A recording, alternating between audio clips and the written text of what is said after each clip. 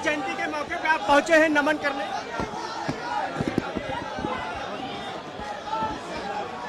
बाबा साहेब भीमराव अम्बेडकर जी को आज हम सब लोग याद कर रहे हैं और जो हजारों सालों का जो शोषण रहा है उसके खिलाफ सामाजिक न्याय की लड़ाई और सामाजिक न्याय के राज की स्थापना के लिए हम लोग लगातार संघर्ष करते रहेंगे और सामाजिक न्याय के राज के लिए हमें साल लगे या सदी हम लोग लगातार संघर्ष करेंगे। हमने सुना था कि कुछ लोगों ने लोकसभा के समय पर भारतीय जनता पार्टी के लोगों ने कहा था कि 400 की सीटें जीत जाएंगे तो संविधान बदल देंगे, लेकिन हम धन्यवाद देना चाहते हैं उत्तर प्रदेश और देश की जनता को कि जिन्होंने संविधान और लोकतंत्र को बचाने के लिए बाबा साहेब भीमराव अम्बेडकर जी का जो कागज का दस्तावेज है, जो हमारा सम्मान है, मान सम्मान है, उसको बचाने के लिए मतदान कर करके संविधान और लोकतंत्र को बचाने का काम किया। ये लोग हार के बाद अंडरग्राउंड हो गए हैं, अंडरग्राउंड जरूर हो गए हैं, भूमिगत जरूर हो गए हैं, लेकिन हम सब लोगों को मिलकर के उन्हें हराना भी है और हटाना भी है। ये बाबा साहब भीमराव अम्बेडकर जी का संविधान केवल कागज नहीं है, वो लोहे की तलवार है जो समय समय पर हमें सम्मान दिलाने का काम करती है। संविधान हमारे लिए ढाल है, संविधान हमारी संजीवनी है, संविधान हमें न्याय दिलाता है।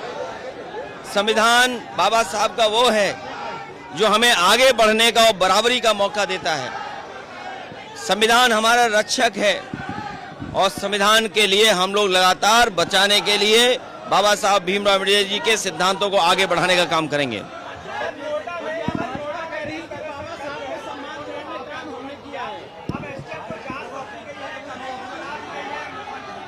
भारतीय जनता पार्टी की सरकारों में और 10 साल की सरकार में सबसे ज्यादा बाबा साहेब भीमराव अम्बेडकर जी की प्रतिमाएं तोड़ी गई हैं और आज वही लोग जो तोड़ने वाले लोग हैं वो बजट देकर के चुनाव से पहले एक झूठा संदेश देना चाहते हैं, लेकिन उत्तर प्रदेश की जनता समझदार है, सावधान भी है इनके साजिश और षड्यंत्रों से। अभी भी दलितों के खिलाफ और पिछड़ों के खिलाफ और खासकर पीडीए वर्ग के खिलाफ लगातार भेदभाव हो रहा है, लगातार अन्याय होता है और उसका परिणाम इतना होता है कि इतना शोषण होता है कि मान सम्मान के लिए कभी कभी लोग आत्महत्या भी कर लेते हैं।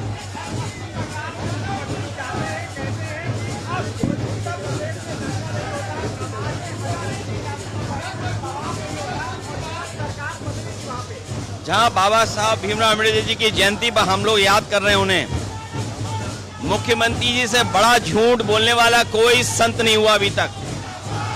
और ये हम नहीं कहते हैं, बहुत सारे लोग कहते हैं कि ये नकली संत हैं और इन्हें संविधान से कोई लेना देना नहीं है। संविधान से चलने वाले लोग कभी किसी के साथ अन्याय नहीं कर सकते हैं। और जो नोएडा में हुआ है, इसी सरकार की नाकामी की वजह से नोएडा हुआ है।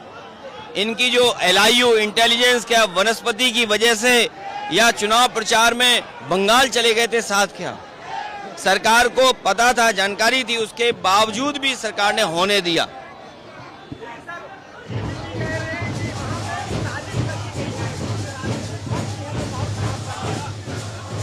और अगर साजिश इतनी बड़ी हो गई है तो इसके लिए मुख्यमंत्री जिम्मेदार हैं। अगर अधिकारी ये बात कह रहे हैं तो अधिकारियों को ऊपर कौन बैठा है? अगर ये साजिश हुई है, इतना बड़ा साजिश का परिणाम है, तो सरकार किसकी थी? इसके लिए मुख्यमंत्री और भारतीय जनता पार्टी दोषी है।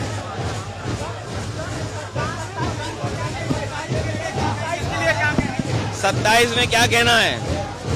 27 में बीजेपी हटने वाली है और हम सब लोग मिलकर के बाबा साहेब भीमराव अम्बेडकर जी का संविधान को संरक्षण और संविधान के तहत सामाजिक न्याय के राज की स्थापना करने का काम करेंगे।